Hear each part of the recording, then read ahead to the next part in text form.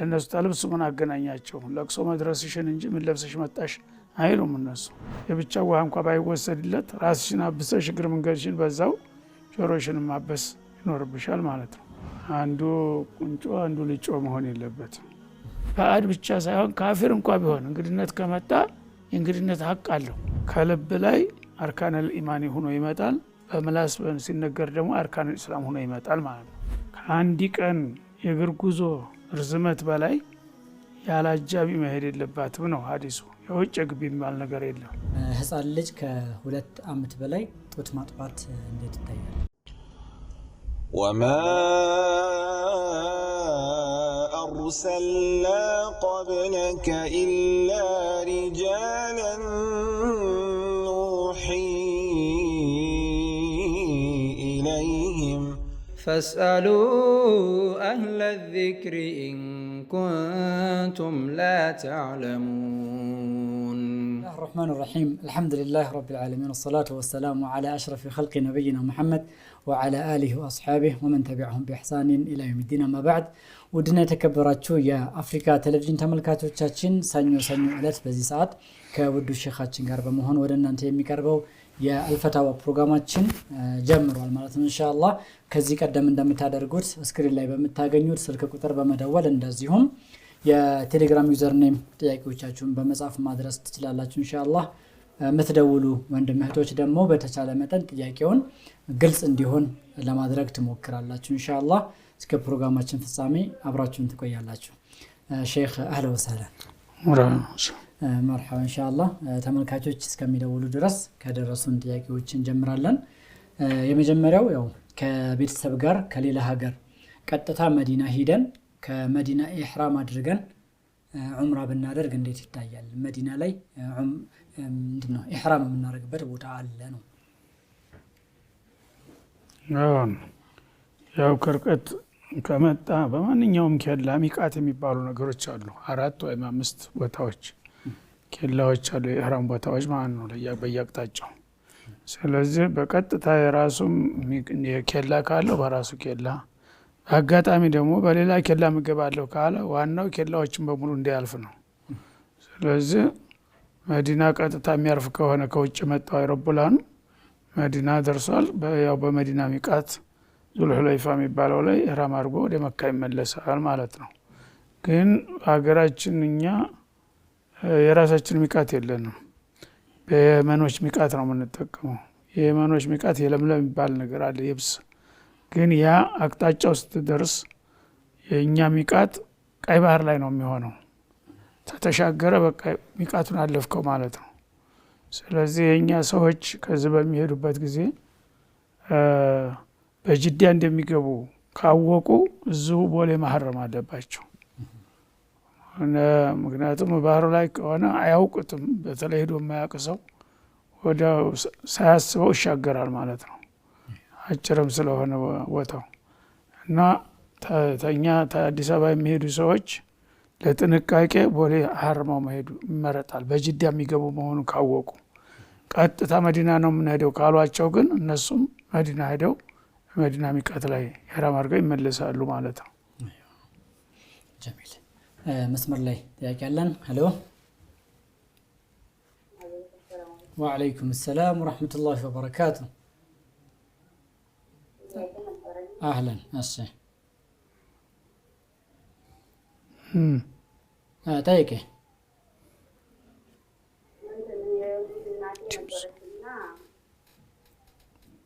እሺ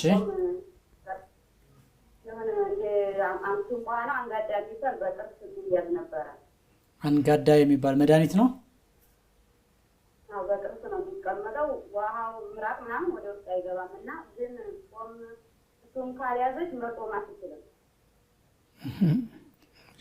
አንጋዳ የሚባል መድኃኒት ምንድነው ስራ ነገር ነው ምንድነው እንጨት ነው ስራ ስር ምንድነው እሱ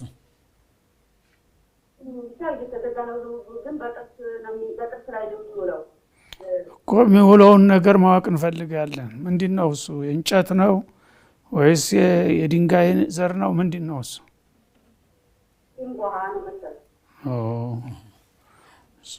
ይወጣ በምራቅ ይገባል ቀጥታ። እሺ እሱን ካልያዘች መጾም አትችልም ነው? እሱን ካልያዘች መጾም አትችልም። ግን ወደ ሆድ የሚገባ ነገር የለውም። ምራቅ ነው የሚሰፋ ነው። ግን አይቻልም ይላል። ምንድን ነው እድሜያቸው የገፋ ነው ወይስ ምንድን ነው ችግራቸው? ቢያንስ አሁን 45 ዓመት ምናምን ይሆናል። ገና ናት 45። ይሄ ሱስ ነው ማለት ነው። ሱስ ሆኖባት ነው። እንደዛ ነው በቃ ቢያንስ አሁን 20 ዓመት ይሆናል። የሆነ ነገር ተከሰተ ማለት ነው። እና ይሄ አይሆንም፣ ጭራሽ የማይሆን ነገር አይደለም። ትንቧ የሚይዙ ሰዎች አይገባም ይላሉ እንጂ ይገባል። እሱ የታወቀ ነገር ነው። በምራቅ እየተስረገረገ መግባቱ አይቀርም። ምክንያቱም ያንን ሱሳቸውን የሚያረካላቸው ወደ ሰውነት ስለሚሰራጭ ነው፣ አፍ ብቻ ስለተቀመጠ አይደለም። እና ይሄ አንድ ኢባዳ እኮ የራሱን ስሜት ተቆጣጥሮ የአላህን ፍቃድ ማስቀደም ማለት ነው። ራሱ ኢባዳ ሲባል የራሴን ፍላጎት አልተውም ታለ ሌላውም ርበኛል እየጎረስኩኝ ልጦም ሊል ነው ማለት ነው። ስለዚህ ፍላጎትን መግቻ ነው ጦም ራሱ ራሱን ለአላህ ማስገዛት የራሱን ፍላጎት ማሸነፍ ማለት ነው ጦም ማለት።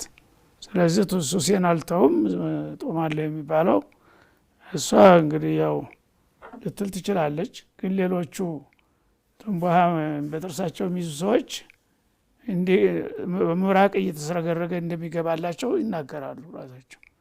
እና አይሆንም፣ ጨዋታ የለም በኢባዳ። ይሄን አንድ ሰሞን ብትቋቋሚው ልለቅሽ ይችላል። ደግሞ በዛ አጋጣሚ ቆራጥ አቋም ካላት ሊተዋት ይችላል። ያማታል። ስትተው ምንድን ነው የምትሆነው? ያው ያማታል፣ ወደ ላይ ምናምን ያስብላል። ያ የሸይጣን ስራ ነው። ስለዚህ ቆራጥ አቋም ይዛ በቃ አላህ ይርዳኝ ብላ ትንብትል የተወሰነ ጊዜ ሊያማት ይችላል፣ ይተዋታል። ግን ታስተያየችው አይተዋትም። በቃ ታስተያየችው ያው ልማድ ስለሆነ አይለቃትም። መርሐባ። እሺ ሼኽና ሌላኛው ጥያቄ ህፃን ልጅ ከ2 ዓመት በላይ ጡት ማጥባት እንዴት ይታያል? ጤናማ ከሆነ እና ሌላ ምግብ የሚወስድ ከሆነ አይሆንም። ሌላ ምግብ የሚወስድ ከሆነ ጤና ያለው ከሆነ አንዳንዱ ተውሳከኛ ይሆናል፣ ምግብ የማይወስድ ይሆናል። አማራጭ ሲጠፋ ለዶሮራ ሊፈቀድለት ይችላል ማለት ነው። አለበለዚያ ምግብ የሚወስድ ከሆነና ጤናማ ከሆነ ኖርማል ከሆነ አላህ ወልዋሊዳቱ ዩርዲዕነ አውላደሁነ ሐውለይኒ ካሚለይን ነው ያለው። ሙሉ የሆኑ 2 ዓመት ድረስ መጠብ ይቻላል ብሎ የመገደቡ ትርጉሙ ከዛ በላይ አያስፈልግም ማለት ነው የሚያሳየው ማለት ነው። መስመር ላይ ጥያቄ አለን። ሄሎ ሰላም አለይኩም። ወአለይኩም ሰላም ወራህመቱላሂ ወበረካቱ። ጥያቄ ነበረኝ። አህለን። እሺ ተቆራርጧል። ምን አልሽን? ድምፅሽ ተቆራረጠ። እስኪ ድጋሚው። ጥያቄ ነበረ። እሺ እሺ ወጡ ስናረግ ማለት ነው። እሺ ስለ ስቲሻ ስለ ለጆሮ ቁርጦ ለጆሮ ግን ምንድን ስለ ጆሮ አልሰማማ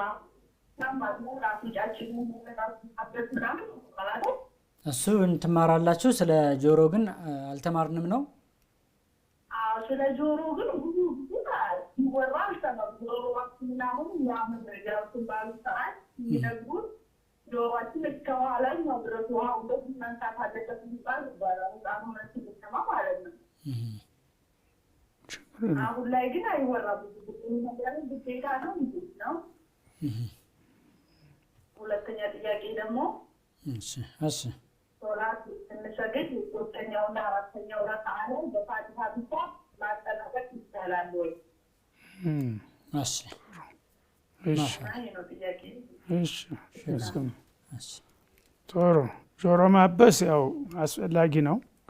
ጆሮ ያ የፊት አካል ነው፣ ከፊት ጋራ የተገናኘ ስለሆነ ባይሆን ወደ ውስጥ ውሃ ማስገባት ምናምን ስለሚያጨናንቅ ማጠብ ነበረ መጀመሪያ በመሰረቱ የሚታጠበው ክፍል ነበር። ግን አላህ አቅሎት ማበስ ተክቶታል ማለት ነው። ራስን በማበስ እንዳለፈው ራስም ጊዜ ውዱ ባረገ ቁጥር ይታጠብ ቢባል ሀረጅ ነው፣ ስለሚቸግር ነው አላህ ያቀለለው ማለት ነው። ጆሮም እንደዛው የራስና የፊት ድንበር ላይ ስለሆነ ከሚታበሱት ነው ማለት ነው። ራስ ጋራ ትታበስ ለራሱ የብቻ ውሃ እንኳ ባይወሰድለት ራስሽን አብሰሽ እግር መንገድሽን በዛው ጆሮሽን ማበስ ይኖርብሻል ማለት ነው። ሁለተኛው ደግሞ 3ና 4ኛው ረካዓ ላይ በፋቲሃ ብቻ በመሰረቱም ይሄ ነው። እንዲያውም 3ኛው 4ኛው ላይ ወይ መግሪብ ከሆነ 3ኛው ላይ ፋቲሃ ብቻ ነው የሚቀራው። መጨመር እንዲያውም አያስፈልግም። መፈቀድ ያለው ሳይሆን መጨመር አያስፈልግም ነው። መጨመር ያለብሽ በዙሁር፣ በአሱር፣ በመግሪብ በመጨረሻዎቹ ረካዎች በፋቲሃ ብቻ ነው የሚቀራው። ምንጊዜም ቢሆን በመጀመሪያ ሁለቱ ያው ፋቲሃና ሌላ ጨምረሽ ትቀሪያለሽ ማለት ነው። ጀሚል መስመር ላይ ጥያቄ አለ። ሄሎ ሄሎ አህለን መርሐባ። ወዓለይኩም ሰላም ወረሕመቱላሂ ወበረካቱሁ። እናታችን ማለት ነው እሺ አሁን ወደ አሄራ ያለች ሁለት ዶርም ለኔ ሁለት ዶርም ለወንድሜ ሰጣት ነበር። አያት እያለች ማለት ነው። ሁለት ምንድን ዶርም ክፍሎች ሁለት ቤት ለኔና ለወንድሜ ሰጣት ነበር። ለሌሎች አልሰጠችም። እሺ እና ይሄ ነገር አሄራ ያስደስታል። ኦኬ መርሐባ። ለሌሎች ለምን አልሰጠቻቸውም? አንድ ብዙ ዶርም አለ፣ ቤት አለ፣ አልተከፋፈለም። ስንቷ ሁለቱን ለኔ ሁለቱን ለወንድሜ በቃ ያችን ብላ ሰጣት ነበር። የእናንተ ንብረት ይሁን ነው ለጊዜው ብቻ እናንተ ይሄ ክፍላችሁን ምን አሰጣጡ እንዴት ነው? በተለይዙ እናንተ ነው ብላ ነው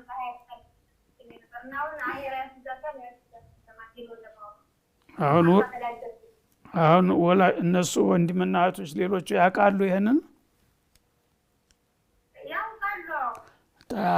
ተቀብለውታል ወይስ ተቃውሟላቸው?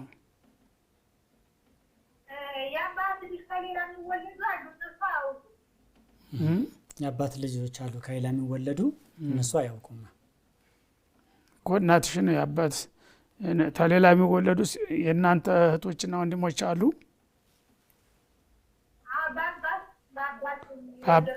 በአባት አሁን የምትወርሱት ያላችሁት ስለ እናት ነው። አባት ያው ራሱን የቻለ ነው። የእናት ልጆች እንዲያንቺው የእናትሽ ልጆች ሆነው ያልተሰጣቸው ይህን ነገር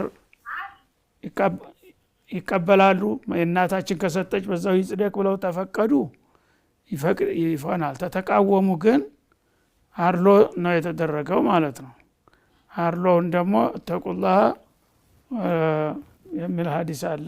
ነቢዩ አለይሂ ሰላቱ ወሰላም እንደዛ አንድ ሰው ለአንድ ልጁ የተወሰነ ስጦታ ሰጥቶ ለሌሎቹም ሰጥተሃል ሲሉት አልሰጠሁም አሉ።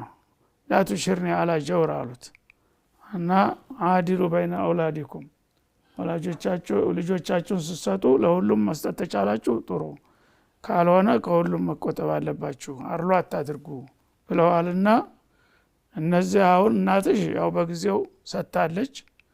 አሁን ግን እነዚህ የእናንተ ወንድሞችና እህቶች በእሷ በኩል የሚወለዱት ተቃውሞ ከሌላቸው ፈቅደናል እናታችን እንዳለችው ይሁን ካሉ ችግር የለውም ይቀጥላል ማለት ነው።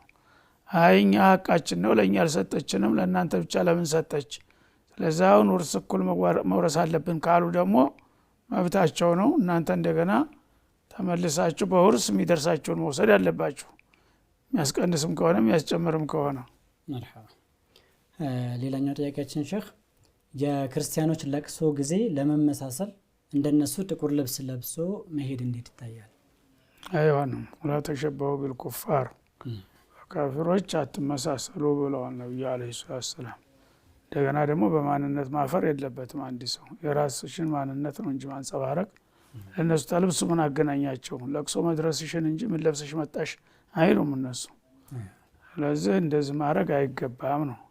ሂጃብ ካለሽ በአጋጣሚ ሂጃብ ለብሽ ከሆነ ያው ሂጃብሽ እግር መንገዱን ያው ጥቁር ነው ያገናኝሻል። አለበለዚያ በሌላ ጊዜም አለብሽው እንደነሱ ብለሽ ማልበሱ ስተት ነው ማለት ነው። ጥቁር ልብስ የሀዘን ልብስ ነው ብሎ የሀዘን ልብስ በሚለው እነሱ ያይዘው ነው። አንቺ ታዲያ ምን አገናኝሽ ከነሱ ጋር? ጀሚል ኢንሻአላህ። መስመር ላይ ጥያቄ አለን። ሄሎ ሰላም አለይኩም። ወአለይኩም ሰላም ወራህመቱላሂ ወበረካቱ። እንዴት ናችሁ? አልሐምዱሊላህ። እና ጥያቄ ምን መሰሉት? እሺ አንዳንድ ፈተዋ ሲጠየቅ ትንሽ የሚያወዛግብ ነገር ይፈጠራል ፈተዋ ላይ ማለት ነው። አህለን። እሺ ያ ማለት አሁን ለምሳሌ ሴት ልጅ ከመስጊድ ቤቷ ነው የሚሻላት እየተባለ የምንሰማው ሐዲስ ነው። እኔ አሁን አዋቂ ሆኜ አይደለም። እሺ እና ባለፈው ውጭ ሀገር መሄድ ትችላለች ወይ ብለው ፈተዋ ሲጠይቁ ችግር የለውም ብለው መልስ ይሰጣሉ። ያለ መህረም ማለት ነው ስትሄድ ችግር የለውም የሚሉት ተቋርጦበታል። ጥያቄውም ግልጽ አልገለጠው። ጥያቄውም ግልጽ አይደለም። መልሶ ውዝግብ መኖሩ እንትን የለም። አንዳንድ ጊዜ በተፈጥሮውም እነሱ የሌላቸው ነገሮች ያው ኺላፍ ይኖራሉ። ጊዜ ግልጽ የሆነ አላህ ቃል ወይም የረሱል ቃል ካለ ኺላፉ ራሱ ቦታ የለውም ነው። ከዛ ውጭ ከሆነ የሰዎች አስተሳሰብ ያው መዛሂቦች ይለያያሉ። ጊዜ በሰማኸው መጠቀም ይቻላል ነው። አይዋ ስልኩ በራሱን የተቋረጠበት መልሶ ከደወለ ደግሞ ግልጽ አድርጎ መጠየቅ ይችላል ኢንሻአላህ። ሌላኛው ጥያቄያችን ለወንድ ልጅ ጸጉር አበላልጦ መቆረጥ እንዴት ይታያል የሚላል። ላቀዛ ፊል ኢስላም የሚል ሐዲስ አለ ፊ ሶሒህ። በኢስላም አንዱን ላጭቶ አንዱን አሰጥሮ አንዱን እንትን ብሎ ማለት ክልክል ነው። ተላጨ ሁሉንም መላጨት፣ ካስተካከለም ሁሉንም ማስተካከል እንጂ አንዱ ቁንጮ አንዱ ልጮ መሆን የለበትም። ሰዎች እንግዲህ በተለይ ወጣቶች ያው ለማንትን ለማለት ሲሉ የተለያየ እንትን ያደርጋሉ። ይሄ የተከለከለ ነው። በጃሂልያ ያደርጉ ነበረ። ነብዩ አለይሂ ሰላቱ ወሰላም ለቀዛ ፊል ኢስላም በኢስላም ጠጉርን ማበላለጥ አስፈላጊ አይደለም ብለዋል። ያው ሲያስተካክል ከሞላ ጎደል ሁሉንም ማለት አለብን እንጂ አንዳንዱ በአሁኑ ጊዜ የመጣው ደግሞ ጭራሽ ወደ ላይ ጨፈቃ መስሎ ይቆማል፣ ከስር ደግሞ ዙሪያውን ይገጥጠዋል። ያ ጋር ነው። እግር መንገዱን ደግሞ የሌሎችን ባህል እያንጸባረቀ ነው ማለት ነው። በማንነቱ እያፈረ ነው። እሺ መርሐባ ኢንሻአላህ። መስመር ላይ ጥያቄ አለ። ሄሎ ሰላም አለይኩም። ወአለይኩም ሰላም ወራህመቱላሂ ወበረካቱ። አህለን። ጥያቄ ነበረ። እሺ የመጀመሪያው ጥያቄ አሁን ባለቤቴ እሺ ቤተሰቦች እንዲመጡበት አይፈልግም። ባለቤቴ ቤተሰቦቼ የእሱም ይሁን የእኔ እንዲመጡ አይፈልግም። እዚህ ማለት ነው። እሺ የራሱ ቤተሰብ እኔም ቤተሰብ እንዲመጣ አይፈልግም። አይዋ እሺ እሺ አሁን የራሱ የራሱ ግን የእኔ ቤተሰብ ስለማይፈልግ እሱ በመምጣታቸው እኔ የእሱ ሀቅ እንዳጎደልኩ ነው ማለት አልነገረኝም። በፊት ግን እሱም አይፈልግም መምጣታቸው። አይዋ እና እምቢ ብለሽ እነሱ ቢመጡ ሐቁን ማጓደል ይሆንብኛል ወይ ነው? አዎ እኔ አይንጡ ቢንበኝ እንጂ አላልኩትም። ግን በግልጽ አይነግርም አውጥቶ ግን አይፈልግም በቃ መምጣታቸው ማለት ነው። እናውቅበታለሁ እንደምትፈልግ። ጀሚል ሌላ ጥያቄ ደግሞ አለ። እሺ ጠይቄ። አሁን ያው ከዚህ ጋር የተያያዘ ነበረ።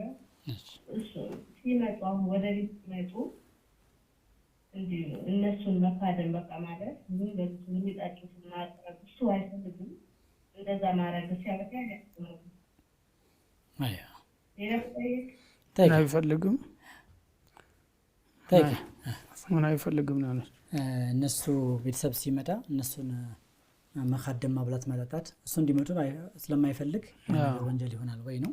ማስተናገድም አይፈልግም። ማስተናገድም አይፈልግም። ሌላም ጥያቄ አለ ተጨምር? መርሐባ ጠይቄ። ሌላው ደግሞ ማለት ነው ያው እነሱስ ደግሞ ሄዶ መጠየቅ ሳይሆን ቤታችን መምጣታቸው አይፈልግም። ያው ተያያዝያቸው ግን ሄዶ መጠየቅ ሳይሆን እነሱም ደግሞ በግልጽ አትሂጂ አይልም፣ አይፈልግም። ሄዶ መጠየቅም አይፈልግም። ሙሽኪል አንድ ነው ጥያቄው። እንዲህ እኮ ነው ሶስቱም ጥያቄ። እሺ መርሐባ። መጀመሪያው ባለቤቴ ቤተሰብ እንዲመጣ የሱም ሆነ የኔ እንዲመጡ አይፈልግም እና ሶላት ይሰግዳሉ ባለቤትሽ? ዲን እንዴት ነው አይከታተልም እንዴ ታዲያ? የወላጆች ሀቅ ባለቤት ዘመዶች የምታያቸው ቤተሰቦችሽ ወላጆች፣ ወንድሞችሽ፣ እህቶችሽ ናቸው አይደል? እኔ ምንኩት እናቴ ማለት የራሱ ራሱ ስትመጣ ከፍላገር የሚሸኛቸው ቤተሰብ እንዲመጣበት አይፈልግም። አይ ይሄ ጥሩ አይደለም። ይሄ እስላማዊ ባህሪ አይደለም። ምከሪው፣ አስመክሪው። አላህ ወአቡዱላህ ወላ ቱሽሪኩ ቢሂ ወቢልዋሊደይኒ ኢሕሳና ነው የሚለው። አላህን ተገዙ በሱ ማንንም እንዳታጋሩ። ከዛ ቀጥሎ የወላጅ ሀቅ ከባድ ነውና ለወላጆቻችሁ መልካም ዋሉ፣ በምትችሉት አቅም ወላጆቻችሁን አስደስቱ ነው ያለው። ቸል ሲላቸው ይቀየማሉ እነሱ። ስለዚህ ተተቀየሙ ወንጀል ውስጥ ገባ ማለት ነው። ያንቺም ሆነ የሱ ቤተሰቦች ሀቅ አላቸው ልጆቻቸውን መዘየር። እናንተ ሄዳችሁ መዘየር አለባችሁ። እነሱ ብቻ ሲመጡ ፊት ማዞር ሳይሆን እናንተ መዘየር አለባችሁ። እንዲያውም ልጅ ነው ብዙ ጊዜ መዘየር ያለበት። ስለዚህ ይሄ እኮ ተዲን ጋራ የማይሄድ ነገር ነው። አላህን ያዘዘውን ነገር ለምን ታቀላለህ? ለምን ይከብድሃል? ምን አለ ሰው ባለው አቅም ነው የሚያስተናግደው። ድሃም ከሆነ በድሃነቱ አቅሙን ያውቃሉ። የማይችለውን አድርግልን አይሉም። አቅም ካለው ደግሞ አላህ ከሰጠው ቢሰጥ ምን ችግር አለው? ሰው ለማንም ሰው ይሰጣል። እና ይሄ አስተሳሰብህ ጥሩ አይሆንም። እኔ ይሰማኛል እውነቱ። አንተንም ይህንንም ቤተሰቦች የማትፈልግ ከሆነ ከስብዕና እየራቅን አይደለም ወይ ምናምን ብለሽ ቀስ አድርገሽ በጸባይ አነጋግረው። እንደገና ደግሞ ሌላ እሱ የሚያቀርበውና የሚያውቀው የዲን ሰው ካለ ጠይቅ እስቲ። ይሄ ነገር ከዲኑ ጋር አይሄድም፣ ከአላህ ጋር የሚያቀያይም ነገር ነው። በወላጆች ላይ በተለይ ሌላው እንኳን አጎት አክስቱ ምናምን ሩቅ ነው ችግር የለውም። ግን ወላጆች ጋር በተያያዘ መልኩ እንዲህ በቀላል የሚታለፍ ነገር አይደለም ማለት ነው። ለወላጆቻቸው መልካም ዋሉ ይላል። እነሱ ሊዘይሩ መጥተው ፊት ካዞርንባቸው ከፍተኛ ቅስማቸው ነው የሚሰበረው ማለት ነው። እና በማስተናገዱም ያው ነው። መጀመሪያ መምጣታቸው ተከበደው ማስተናገድም እንደሚከብደው የታወቀ ነው። ለሶስት አረግሽው እንጂ ጥያቄው ያው አንድ ነው። ጥያቄው ራሱ ማስተናገድም ግዴታችን ነው። እንግዳ ሲመጣ ማንም ሰው እንግዳ ቢመጣ ማስተናገድ ሀቅ አለ እና መን ካነ ዩእሚኑ ቢላሂ ወልየውሚል አኺር ፈሊዩክሪም ضይፈህ ብለዋል ነቢዩ። በአላህና በመጨረሻ ቀን የሚያምን ሰው እንግዳውን ያክብር ይላል። ያ እንግዳ ባዕድ እንኳ ቢሆን ማለት ነው። ባዕድ ብቻ ሳይሆን ካፊር እንኳ ቢሆን እንግድነት ከመጣ የእንግድነት ሀቅ አለው። እንደዚህ አላህ ያከበደውን ነገር አቅልሎ ማየት አግባብ አይደለም። የስሜቱ ሰለባ መሆንም የለበትም። ያ በስሜት ሳይሆን አላህ ያወደደውን ነገር መውደድ አለብን። እንደ ሙእሚን አላህ የጠላውን መጥላት አለብን። ያ ደግሞ የእንግዳ ሀቅ ከባድ ነው። በአላህና በመጨረሻ ቀን የሚያምን ሰው እንግዲያውን ያክብር ሲሉ ምን ማለት ነው? ኢማን ጋር እያያዙት ማለት ነው። ይህን ማያረግ ከሆነ ኢማኑ ጥያቄ ላይ ይወድቃል ማለት ነው። በተለይ ደግሞ ቤተሰብ ሲሆን ይህ በአጠቃላይ ነው። ማዛለ ጅብሪሉ ዩሲኒ ቢልጃር በጎረቤትና እንኳ ደረጃ በአዲ እንኳ ቢሆን የጎረቤትህን ነገር አደራ፣ ጎረቤት እንዳይቀየምህ እያለ ጅብሪል ብዙ ጊዜ ወተውተ ነበር አሉ። እናት አባትን የሚያህል ነገር ወንድም እህትን የሚያህል ነገር ሲመጣ ፊቱን የምናዞርበት ከሆነ ኢማናችን ራሱ አጠራጣሪ ነው ማለት ነው። እና ቀላል አይደለም። አንቺ በምትችለው መልክ በስልት ያው ምከሪው አስመክሪው ነው። ያው ሲመጡ ከመጡ ማብላት አሁን ማለት ነው። እሺ እነግረው ነበር እሱ አሁን በግልጽ ጊዜ አልፈልግም፣ አይንቅብኝ አልፈልግም ተላሪ ተብሮኝ ነው። አሁን እሱ በጣም ነው የሚያስመስለው። ሲመጡ የሚያስመስላል እሱ በቃ ምን ነገር ላይ ማለት ነው። እንዴት የራሱን ተቀበለው አላውቅም። ምክንያቱም በስልክ ስላላለ ግን እኔ አሁን ጥያቄ እንድትፋል ብዙ ነገር መስራት ነው ገብቶኛል። በቃ የኔ አሁን እንደማይፈልግ ስላወቅኩኝ እኔ በግድ ባይቀጥረኝም እንደማይፈልግ ስላወቅ ብተገብረው ሲመጡ በካድናቸው ቤት ጠይቃቸዋል ሲለኝም ግን አይፈልግም ሲመጡበት ራሱ አይፈልግም። ያን ስላወቅኩበት ነው። ግን በግድ ስላልናገረኝ ያልነገረኝ እንዴት ይከራው ወይ ደግሞ ማለት ነው። አንቺ ለምን እንደዚህ ትፈሪያለሽ? አንቺ እኮ ሙእሚና ነሽ። አላህ ታምነ ከሆነ ሐቅ ነገር እኮ መራአ ሚንኩም ሙንከረን ፈሊገይርሁ ነው ያሉት ነብዩ። እና ጸያፍ ነገር ያየ ሙእሚን እያየ ዝም አይበል፣ ይሉንታ እያዘው። ላተኹዙሁም ፊላሂ ለውመቱ ላኢም። ሙእሚን የአላህ ሐቅ ሲደፈር፣ ሐራም ሲሰራ፣ ዋጅብ ሲተው እያየ ምን አገባኝ ካለ ሙእሚንነቱ ራሱ አደጋ ላይ ወደቀ ማለት ነው። ስለዚህ አካልሽ ነው እኮ ባለቤትሽ ነው። ባለቤትሽ ጥፋት ላይ እየወደቀ ይሉንታ ይዞሽ እሱ ይቀየመኛል ተምጤ አላህ ይቀየመኛል የሚለውንም አትርሺ። አንቺ ዋጅብሽ እኮ ነው መናገር። ቀስ አድርገሽ ባይሆን በጸባይ ለምን ይከብድሃል? እነዚህ ቤተሰቦቻችን ናቸው፣ የአንተም ዘመዶች ሲመጡ እኔ ደስተኛ ሆኜ መቀበል፣ ይህንም ሲመጡ አንተም መቀበል አለብን እኮ ዲናችን ይህን ያዘናል ብለሽ በጨዋታ መልክ እንኳ ብታነሽበት ያኔ አቋሙን ይገልጥልሻል እሱ ራሱ ምን ያህል እንትን እንዳለ። አይ ደንገጥ ብሎ ምናልባት ነገሩን ትኩረት ሳይሰጠው ቀርቶ እንደቀላል አይቶት ከሆነ እሷ እንኳን እንደዚህ ስትለይ ብሎ እንትን ሊል ይችላል፣ ልብ ሊገዛ ይችላል። ደግሞ ዝም ብሎ ግትር ነገር ከሆነ አፋውጥቶ አይሆንም አልፈልግም ሊልሽ ይችላል። ይበልሽ፣ ችግር የለም። አይ ይሄ እኮ የአላህ ትእዛዝ ነው ብለሽ አንቺም የምትችይውን ወሩሪ። ከዛ በኋላ ዋጅቡ ቢያንስ ወረደልሽ ማለት ነው እንጂ ዝምታልሽማ እያየሽ ሁልጊዜ አንቺም ራስሽ የወንጀሉ ተሳታፊ ሆንሽ ማለት ነው።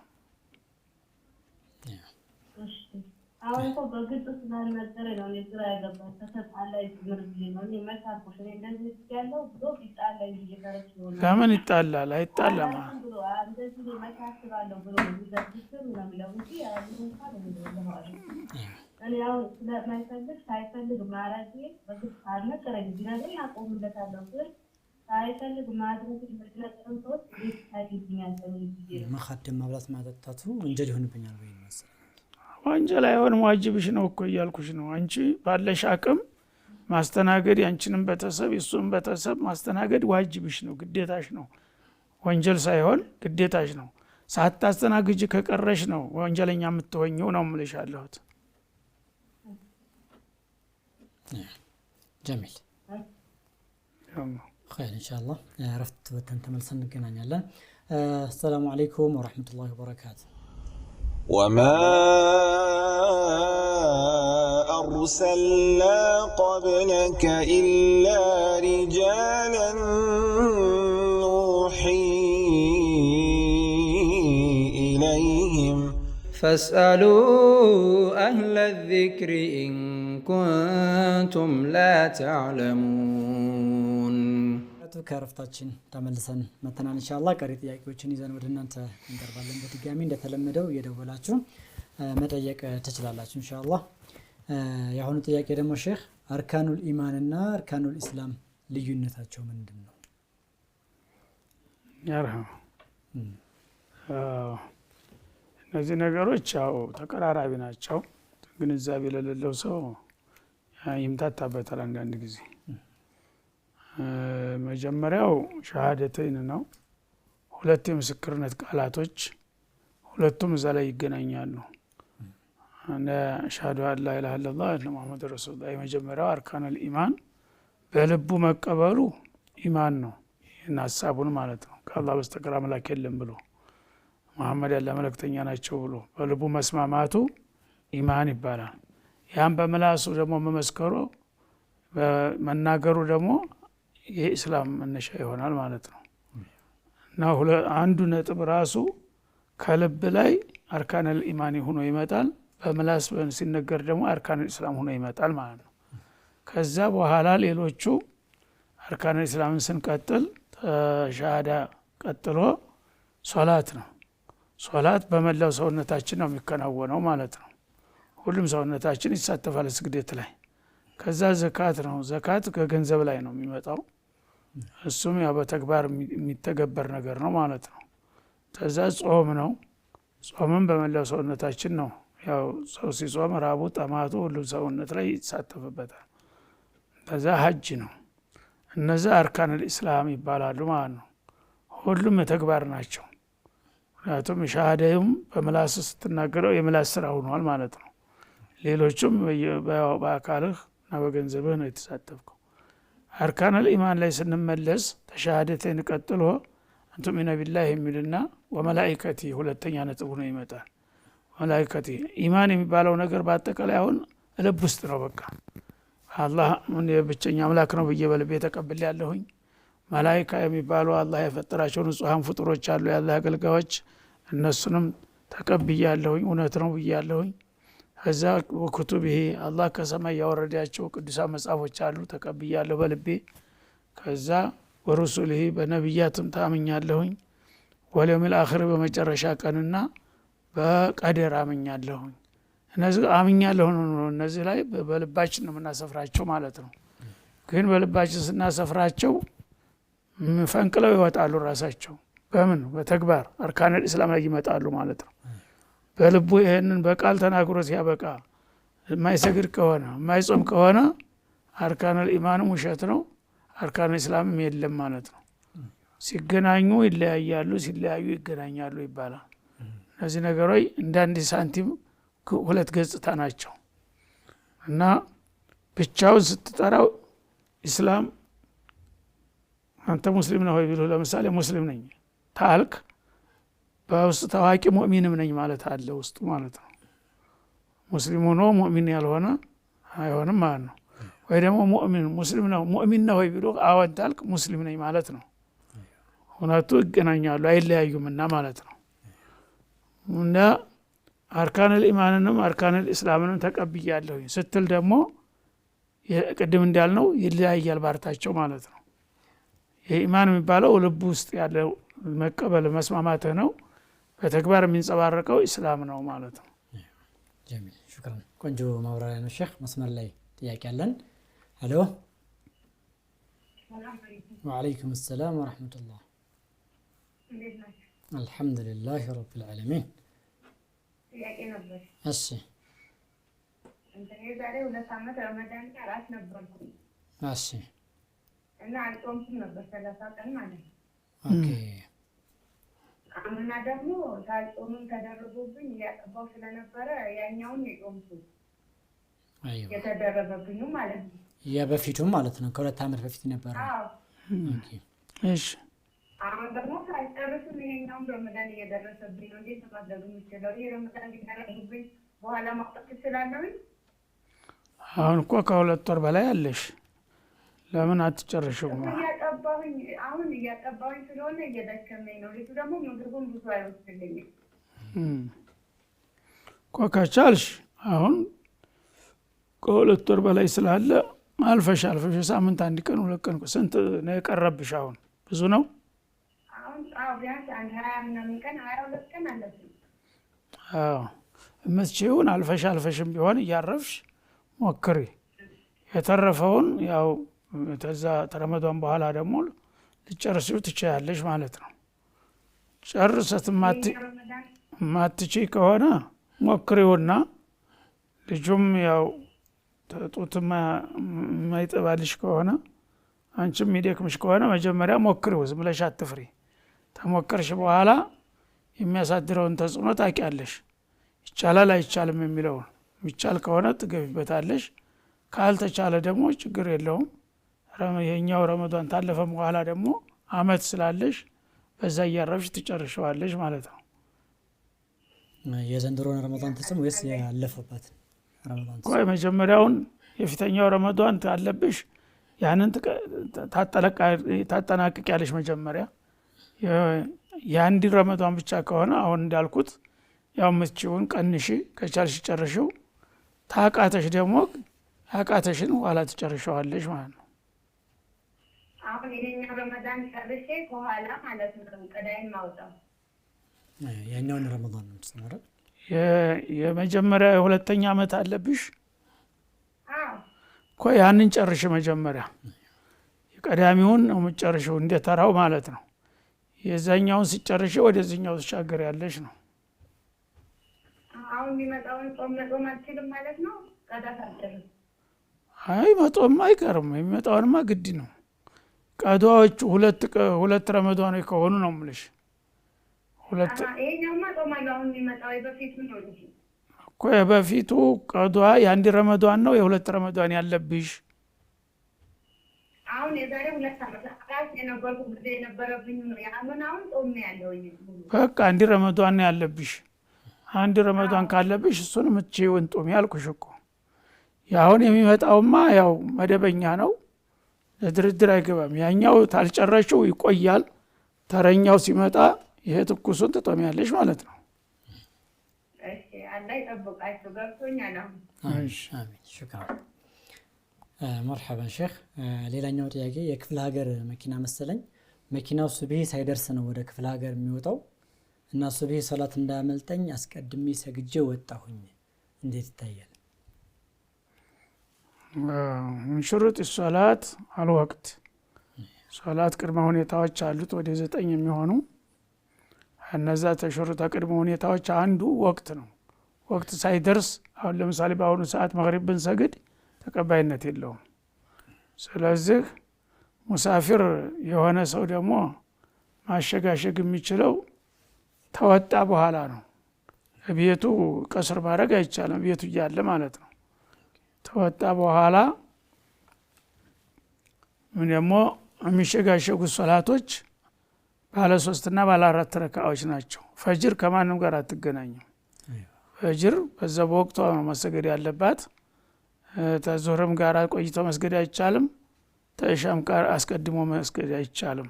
ፈጅር ሁልጊዜም ቦታውን አይለቅም ማለት ነው። ፈታኝ ሰዓት ናት። ስለዚህ ማድረግ ያለብን ውዱእ አድርገን ተዘጋጅተን እንውጣ። ስንወጣ በአጋጣሚ ምናልባት መኪናው የሚቆምልን ከሆነ ፀሐይ ከመውጣት በፊት ወጣ ብለን 2 ረካዓ ናት፣ ጊዜ አትፈጅም። በ2 ደቂቃ መጨረስ ይቻላል።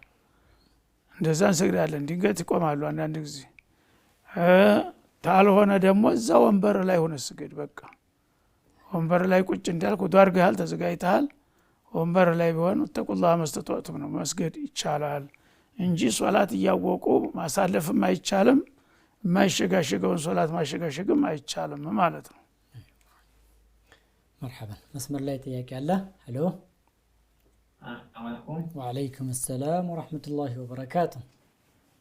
ቅድም ተቀርጾብኝ ነበር። አህለን። አሁን እኔ ሴት ልጅ ከዓለም ሙህሪም የትም መሄድ አትችልም ነው የሚለው ሀዲሱ። ብዙ ጊዜ እንሰማዋለን እና አሁን አንዳንድ ፈትሀል ሄድ ትችላለች ወይ ብሎ ፍትሀ ሲጠይቅ ውጭ ሀገር መሄድ ችግር የለውም ብለው ይሰጡበታል ማለት ነው። ብዙ ጊዜ ደግሞ ሴቶቹ እዛ ከሄዱ በኋላ ብዙ ነገር የሚያውቁት ማለት ነው። በኮንትራት ብለው ይሄዱና እንደውም ይጠፋሉ። ብዙ ነገር ነው የሚፈጠረው እና ይሄ ነገር ያው እንደ ወቃ አይቻልም ከተባለ ለምን የሁለት ማውዛት ንግግር ለምን ይፈጠራል አይነት ነው ጥያቄው። አይዋ ሁለተኛው ጥያቄ ደግሞ ይቻላል መስጂድ ላይ ኡስታዞች ብዙ ጊዜ አስተው ብቻ ነው የሚሉት አስተው ሶፍን ለማስተካከል እሺ እና ትኩረት ያደርጉበትም አንዳንድ ቦታ በመሰሶ ሶፍቱ በጣም ዝብርቅ ይላል። እነሱ ዘጋ አስተው ብቻ የሚለው ነው እንጂ ሶፍቱ ይስተካከል አይስተካከል ብዙም ዞርም ብሎ ማዩበት ጊዜ አለ። አሁን ይሄ እንደዚህ ኡስታዞች በስርዓት ራሳቸውን ተግባር እየሰሩ ለህዝቡ ካላስገነዘቡት ህብረተሰቡ ደግሞ በጣም ይቸገራል እና ይሄ ነገር ይስተካከል ኪን አይደረግ። እሺ ጀሚል መርሐባ። ጥሩ ጀዛከላህ። ጥሩ መልእክት ነው ያስተላለፍኩ። እና የመጀመሪያው ከውጭ ሀገርም ሆነ ግቢ ሀገር ሴት ልጅ ከአንድ ቀን የእግር ጉዞ ርዝመት በላይ ያለ አጃቢ መሄድ የለባትም ነው ሀዲሱ። የውጭ ግቢ የሚባል ነገር የለም። እና ሀገር ውስጥም ቢሆን ውጭም ቢሆን በእግር ቢከድ አንድ ቀን ሙሉ፣ አንዳንድ ሌላው 3 ቀን የሚልም ሀዲስ አለ። ግን ያው አንድ ቀን የሚለው ራሱ ወሳኝ ነው ማለት ነው። አንድ ቀን ከተከለከለ 3 ቀን አይፈቀድም፣ የታወቀ ነው። ስለዚህ ውጭ አገር ግድ የለም የሚሉት ምናልባት ካሰማ አረዳድህ ላይ ችግር ከሌለ በስተቀር እንዲህ አይነት ፈትዋ ይነገራል ብለን አንጠብቅም። ተውጭ ሀገር ግድ የለም ማለት ምን ማለት ነው? ሴት ብቻዋን ከሄደች ታዛቢ ከሌለ የሚጠብቃት ከሌለ ለችግር ተጋላጭ ናት ማለት ነው። ስለዚህ ማታቀው ሀገር ስከር ደግሞ የበለጠ ነው። ምናልባት ቋንቋውን ማታቅ ይሆናል፣ ሰውም ማታቅም፣ የበለጠ የት እንደምትወድቅ አይታወቅም። የሚረዳት የሚጠብቃት ሰው ይፈልጋል ማለት ነው።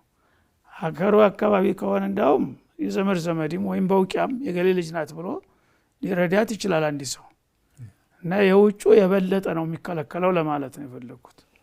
የውጭም ቢሆን ያው ቤተሰብ لا يحل لامرأة تؤمن بالله واليوم الآخر أن تسافر مسيرة يوم إلا ومعها زوجها أو ذو محرم منها ነው የሚለው ሐዲሱ በግልጽ ማለት ነው። እና አንዲት ሴት በአላህና መጨረሻ ቀን የምታምን አሉ ይቺ አነጋገር አደገኛ ናት።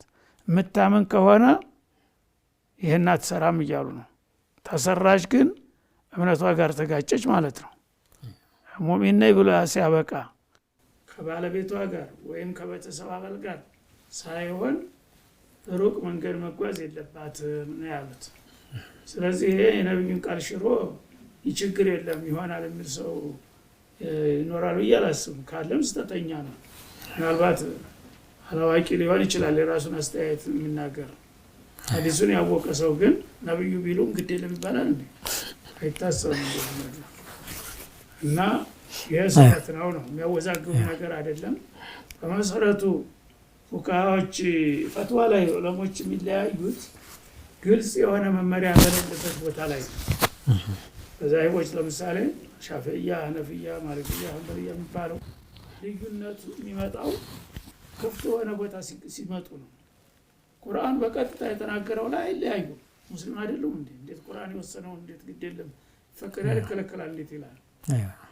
ሐዲሰን ሶሒህ ካለ ያን ነገር ነብዩ ብለዋል ተነብዩ በላይ ፈትዋል እንዴ ነው የሚባለው። ግን በአጋጣሚ ቁርአን ላይ በግልጽ ያልተጠቀሰ ነገር ይመጣል ወይም ሐዲስ ላይ በግልጽ ያልተጠቀሰ ነገር ሲመጣ ያን ነገር ከተጠቀሱት ተተመሳሳይ ነገሮች ጋር በማመዛዘን አንዱ ይሄ ነገር እንደ ነገር ጋር ተዛምዷል ይልና ወደሚፈቀደው ይወስደዋል። አንዱ ሌላው ደግሞ ለጥንቃቄ ይሰጋና ወደሚከለከለው ይወስደዋል። ልዩነት የሚመጣው እዛ ጊዜ ነው ማለት ነው። አሁን ግን ይሄ የሰፈር ጉዳይ ምናምን የሚባለው በግልጽ ነው ያስቀመጡት ነገር ስለሆነ የነብዩን ፈትዋ ጥሶ ሌላ ሰው ግድ የለም ማለት የሚልበት ምክንያት የለም። ካለም ስተተኛ ነው ማለት ነው። ሶፉን በሚመለከት አሁን ልክ ነው እንዳልከው ነው። አንዳንዶች በጣም ትኩረት አድርገው በደንብ ዳር እስከ ዳር እያዩ የሚያስተካክሉ ኢማሞች አሉ፣ ጥቂቶች ናቸው። አንዳንዱ ደግሞ ለይስሙላ ሰው ሱፋኩም ይላል። ሰው ሱፋኩም ማለት አረበኛ ነው የሚናገረው። ሰው አብዛኛው ሰው አያውቅም አረበኛ። ያው በተለምዶ መቼም ሶፋ አስተካክሉ ማለት ነው የሚለውን ግንዛቤ ሊወስድ ይችላል እንጂ ሰው ሱፋችሁ የሚለው ራሱ ትርጉሙን አያውቁም ብዙ ሰዎች። ሰልፋችሁን አስተካክሉ ቢባል በአማርኛ የበለጠ ግልጽ ይሆናል ማለት ነው። እንደዛ ማለት ይኖርበታል። ነብዩ አለይሂ ሰላቱ ወሰላም እንዳውም በቃል ብቻ ሳይሆን በተግባር ገሌ ተቀደም ገሌ ወደ ኋላ እያሉ ዳር እስከ ዳር ያስተካክሉ ነበር። አንዳንድ ጊዜም ሲያስፈልግ ሄደው እንዳውም ሆዱን እንደዚህ ወደ ገባ ያለውን ሰው እንዲህ ያድርጉታል። አንተ ምናልባት ወፍራም ሰው ፊቱ ወደ ፊት ቀደም ይላል እና ጠጋበል ተስተካከል ይሉ ነበረ ማለት ነው። እና እንደዛ በአሁኑ ጊዜ ግን አልহামዱሊላህ ነገር ተቃሏል። ብዙ ጊዜ መስጂዶች ትልልቅ መስጂዶች ባለመስመር ምንጣፍ አላቸው። ባለመስመሩ ምንጣፍ ስርዓት እያስያዘ ነው። መስመሩም እያለ ጎንበስ እያላይም የሚል ከሆነ ይሄ የራሱ ድክመት ነው ማለት ነው። ኢማሙ ግን በመሰረቱ አልፎ አልፎም ቢሆን ስለ ሶፍ ማስተካከል በደንብ ጫን ብሎ መናገር ይኖርበታል። ሶፍ እኮ ሰው ሶፋኩ ማለት ሰልፋችሁን አስተካክሉ ማለት ነው። ስለዚህ ስንቆም ሁልጊዜ ስትምትነገሩ መጠበቅ የለባችሁም። ሁላችሁም እግራችሁን አይታችሁ አስተካክላችሁ ብሎ ማስገንዘቡ ጥሩ ነው ነው። አሁንም ይህን ጥያቄ በማንሳት ብዙ ሰው ከዚህ መልእክት ይወስዳል። ጥሩ አድርገሃል። ጀዛከላህ ኸይር። መርሐባን ሼክ። ሰዓት አልቋል እየተባለ ነው። የዛሬውን ፈትዋ ፕሮግራም እዚህ ጋር እንቋጫለን። ውድና የተከበራችሁ የአፍሪካ ቴሌቪዥን ተመልካቾቻችን የዛሬው አልፈታዋ ፕሮግራማችን ይህን ይመስል ነበር። በቀጣይ እስከምንገናኝ አላህ Subhanahu Wa Ta'ala ጥበቃ ይለያችሁ እያለን እዚሁ ጋር እንሰነባበታለን። ሰላሙ አለይኩም ወራህመቱላሂ ወበረካቱሁ። وما أرسلنا قبلك إلا رجالا نوحي إليهم فاسألوا أهل الذكر إن كنتم لا تعلمون